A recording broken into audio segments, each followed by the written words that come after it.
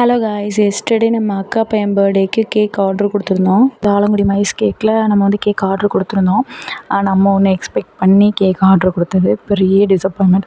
அவங்க கேக் வந்து பேக்கிங் சரியில்லை. சரி, ஓகே, பேக்கிங் ஓகேன்னு வச்சுக்கலாம். பட் கேக்கில் வந்து நான் பால் சாக்லேட்ஸ் வச்சு கேட்டிருந்தேன். ஆக்சுவலி நான் என்ன சொல்லியிருந்தேன் அப்படின்னா, பாஸ் பேபின்ற அந்த கேக்கில் பாஸ் பேபி அது அப்படியே இருக்கட்டும், மேலே உள்ள அந்த பேபி ஸ்டிக்கர் அப்படியே இருக்கட்டும், பேலன்ஸ் எல்லாம் ரவுண்ட் சாக்லேட்டில் பண்ணி கொடுத்துருங்க.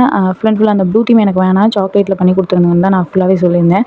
பட் அவங்க வந்து அண்டர்ஸ்டாண்ட் பண்ணிக்கிட்டது தப்பாக அண்டர்ஸ்டாண்ட் பண்ணிட்டாங்களா, இல்லை நான் சொன்னது அவங்களுக்கு புரியலையான்னு கூட தெரில. அவங்க வந்து அந்த ப்ளூ தீம்லேயே பண்ணுறேன்னு சொல்லிட்டு ஏதோ பண்ணியிருந்தாங்க. பட் அந்த க்ரீம் நான் வந்து கம்மியாக ஆட் பண்ண சொல்லியிருந்தேன். பட் கேக்கு ஃபுல்லாகவே க்ரீமாக தான் இருந்தது. ஃப்ளேவர் வைஸும் போயிட்டோம் அப்படின்னா, நான் வந்து பட்டர்ஸ்காட்ச் ஃப்ளேவர் சொல்லியிருந்தேன். பட் அது வந்து பட்டர்ஸ்காட்ச் ஃப்ளேவர் மாதிரியே இல்லை. எனக்கு வந்து ஃப்ரிட்ஜில் வச்ச கேக் வேணான்னு சொல்லியிருந்தேன். அவங்க வந்து ஃப்ரெஷ் கேக் தான் சொல்லி தான் கொடுத்தாங்க. பட் அது வந்து ஃப்ரெஷ் கேக் மாதிரியே இல்லை. அந்த கேக் வந்து ஃப்ரிட்ஜில் வச்ச கேக்கு தண்ணி கோர்த்து எப்படி இருக்குமோ அந்த மாதிரி தண்ணி தண்ணியாக தான் இருந்தது அந்த கேக்கு. டேஸ்ட் வைஸும் ஒர்த் இல்லை.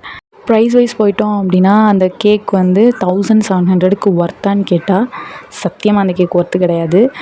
நான் வந்து அதே கேஜிஸில் நான் வந்து வெளியில் இன்னொரு கேக்கும் ஆர்டர் பண்ணியிருந்தேன். அந்த கேக் வந்து எனக்கு நியர்லி 800 தான் வந்தது. அந்த கேக் டேஸ்ட் வைஸும் செம்மையாக இருந்தது.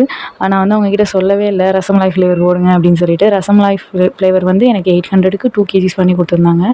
ஸோ எனக்கு அதுவைஸ் சாட்டிஸ்ஃபேக்ஷனாக இருந்தது. பட் இது நாட் சாட்டிஸ்ஃபைட். எத்தனை பேர் வந்து மைஸ் கேக்கோட ஃபேன்ஸ் இருக்கீங்கன்னு சொல்லிட்டு கமெண்ட் பண்ணுங்கள்.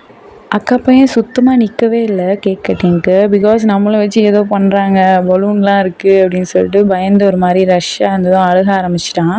ஸோ அவனை ரொம்ப கஷ்டப்பட்டு நிற்க வச்சு கேக் கட் பண்ணதுக்கப்புறம் ஹீஸ் ஸோ ஹாப்பி. அவன் வந்து ஒரு மாதிரி குஷி ஆகிட்டான், ரொம்ப ஹாப்பியாக இருந்தான்.